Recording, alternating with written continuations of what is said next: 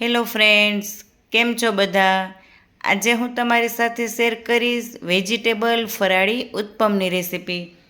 શ્રાવણ માસ પણ શરૂ થઈ રહ્યો છે અને કોઈ પણ વ્રત કે ઉપવાસમાં ખાઈ શકાય તેવા આ વેજીટેબલ ફરાળી ઉત્પમ બનાવવા માટે સૌપ્રથમ મેં અહીં અડધી વાટકી સામો લઈ લીધો છે અને ત્યારબાદ હવે હું આ સામાને એક મિક્સર જારમાં લઈ અને એને અધકચરો પીસી લઈશ. કેમ કે સામો જે છે એ થોડો આખો દાણો હોય એટલે આપણે એને રવાની જેમ અધકચરો પીસી લેવાનો છે.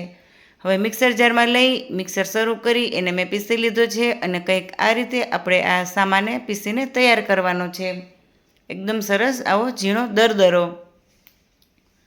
હવે ત્યારબાદ હું આ સામાને એક બાઉલમાં ટ્રાન્સફર કરી લઈશ. અડધી વાટકી સામો છે ત્યારે મેં અહીં 3 ચમચી જેટલું દહીં લીધું છે.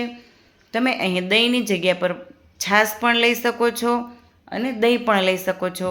હવે આ રીતે મેં અહીં 3 ચમચી દહીં લીધું છે અને ત્યારબાદ હું એમાં બાકીનું થોડું પાણી એડ કરીશ.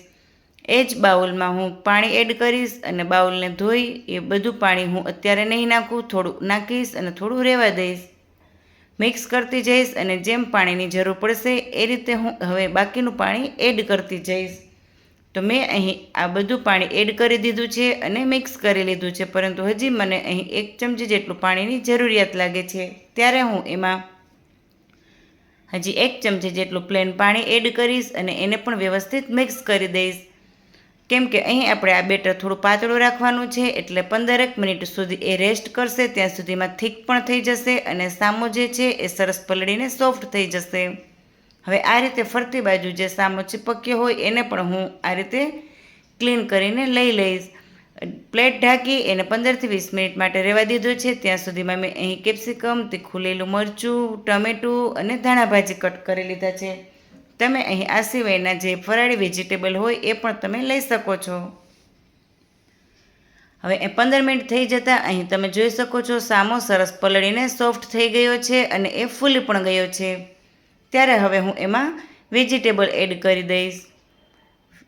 જે કટ કર્યું હતું ટમેટું, મરચું, કેપ્સિકમ, ધાણા ભાજી એ બધું એડ કરી દીધું છે અને ત્યારબાદ હવે હું એમાં સ્વાદ પ્રમાણે નમક પણ એડ કરીશ. તમે અહીં મરી પાવડર પણ એડ કરી શકો છો. હું અહીં ફક્ત નમક એડ કરીશ અને વ્યવસ્થિત મિક્સ કરી લઈશ.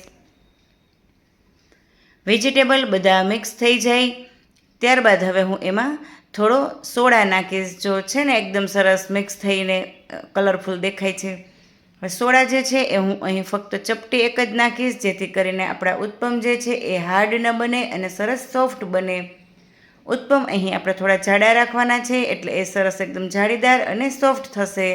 હવે બેટર અહીં આપણે મિક્સ થઈને તૈયાર છે ત્યારે સાઈડ ઉપર મેં તવાને પણ ગરમ કરી લીધો છે અને હવે ઉપરથી હું ઘી લગાડીશ અને ત્યારબાદ હું એમાં 2 નાના ચમચા બેટરના એડ કરીશ. ગેસની ફ્લેમ મેં અત્યારે લો રાખી છે કેમ કે અહીં ઉત્પમને આપણે લો ફ્લેમ પર જ શેકવાનું છે. ઉત્પમ હું વધારે પાતળો નથી રાખવાની, આ રીતે જાડો રાખીશ જેથી કરીને એ એકદમ સોફ્ટ બને. હવે મેં આ રીતે બેટરને સેટ કરી દીધું છે અને ગેસની ફ્લેમ લો રાખીશ અને ઉપરથી ઢક્કન ઢાંકી દઈશ. 1 મિનિટ માટે હું એને ઢક્કન ઢાંકીને રહેવા દઈશ. 1 મિનિટ થઈ જાય એટલે ઢક્કન હટાવી અને ઉપરની સાઈડ વ્યવસ્થિત ઘી લગાડી દઈશ.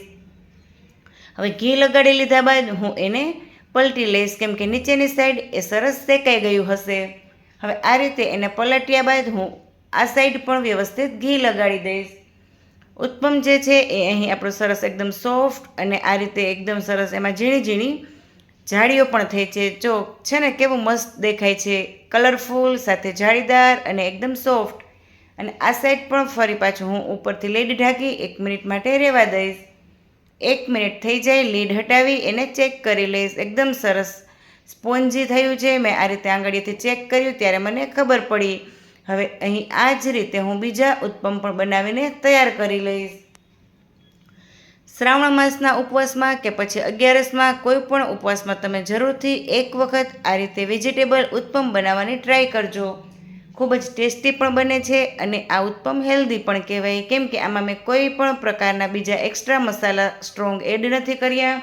સિમ્પલ રીતે સામો, નમક અને થોડા વેજીટેબલ એડ કરી એને આપણે ઘીથી સાંતળી લીધા છે. હવે સેમ આ જ રીતે હું બાકીના બીજા ઉત્પમ પણ બનાવીને તૈયાર કરી લઈશ. અહીં આપણે આ ઉત્પમ બનાવતી વખતે બંને સાઈડ ઘી વ્યવસ્થિત લગાવવાનું છે, જેથી કરીને ઉત્પમ એકદમ સોફ્ટ બને. કેમ કે આ સામો જે છે એ રવાની જેમ એકદમ સોફ્ટ નથી હોતો, માટે આપણે એને વ્યવસ્થિત ઘી લગાડશું અને મીડિયમ ફ્લેમ પર એને જાડા રાખીને શેકશું, એટલે એ પણ સરસ એકદમ સોફ્ટ બનશે. તો આ રીતે મેં ઉત્પમ તૈયાર કરી લીધા છે અને હવે હું મારી પ્લેટ પણ ફરાળ માટેની તૈયાર કરી લઈશ. જુઓ છે ને બંને સાઈડ વ્યવસ્થિત શેકાઈ ગયા છે. અને સાથે મેં લીધી છે તીખી લીલી ચટણી. હવે હું તમને નજીકથી પણ બતાવીશ. જુઓ છે ને કેવા સરસ એકદમ કલરફુલ સાથે જાળીદાર અને સોફ્ટ આપણા આ વેજીટેબલ ફરાળી ઉત્પમ બનીને તૈયાર.